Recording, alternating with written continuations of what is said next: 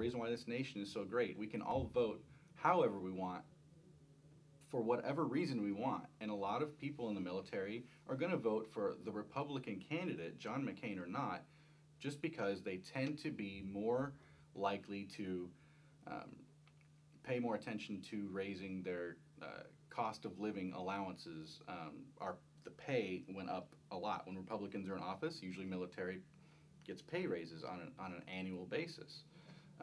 Housing, everything in the military, when there's a Republican in the White House, a lot of times gets a lot more attention than the other way.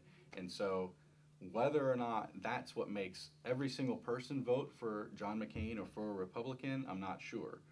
But it's got to have a lot to do with it. It's got to have a lot to do with it. In reality, in fact, one of the questions I ask students on an anonymous questionnaire, where they don't tell me who they are, but I can look at the data, is I ask them under which of these sets of presidents did defense spending adjusted for inflation increase? Democrats, Kennedy, Johnson, and Carter, or Republicans, Nixon, Ford, and George Herbert Walker Bush, the former president? And almost everybody guesses it was under the Republicans that defense spending increased. But if you think about what was happening under each of those three sets, under the Democrats, war was ongoing or war was starting. And so actually defense spending rose under those three presidents, those three Democrats. And if you think of the Republicans, Nixon and Ford were in at the end of the Vietnam War, and George Herbert Walker Bush was in at the end of the Cold War. Defense spending actually fell quite sharply, adjusted for inflation, under all three of those presidents. And ironically, Vice President Cheney was Secretary of Defense under former President George Herbert Walker Bush, and defense spending fell while he was Secretary of Defense. So, but that's the impression, that Democrats cut defense spending and Republicans raised it. It doesn't always fit with reality, but it's important to recognize that stereotype.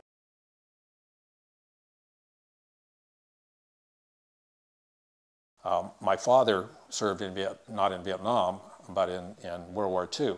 And one of the things that has struck me is the degree to which even people who do not suffer severe injury or death during a wartime event are affected strongly by it. My mother tells me, I mean, I was obviously not born at this point, but my mother tells me that my father's personality changed tremendously because of the war.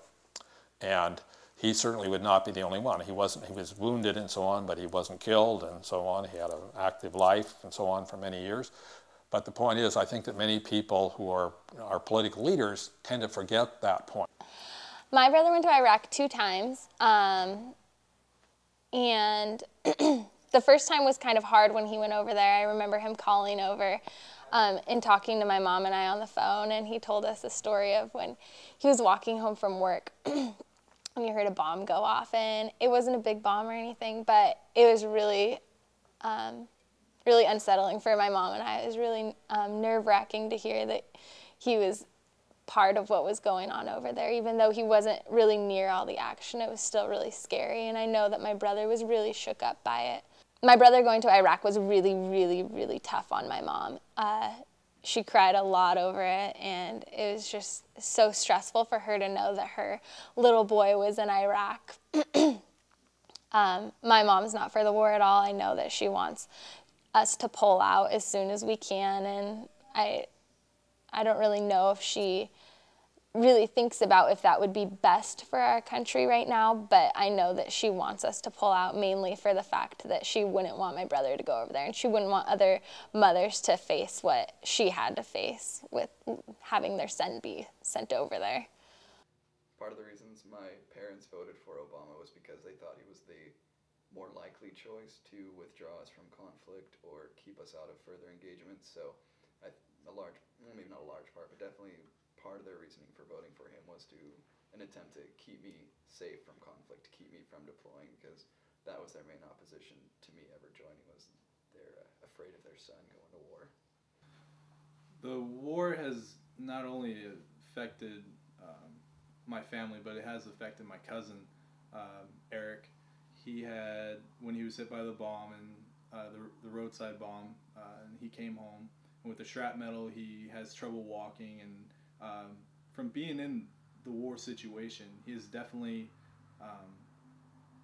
he's not all there, but all of my family have voted Republican, and we all feel that even with the sacrifices of the young men and women in the military, we deserve our freedom. And the young men and women know what they're signing up for, and they agree with why they're being in the military, for first of all, and putting themselves out there in danger, and for the name of America, for United States of America, and for freedom.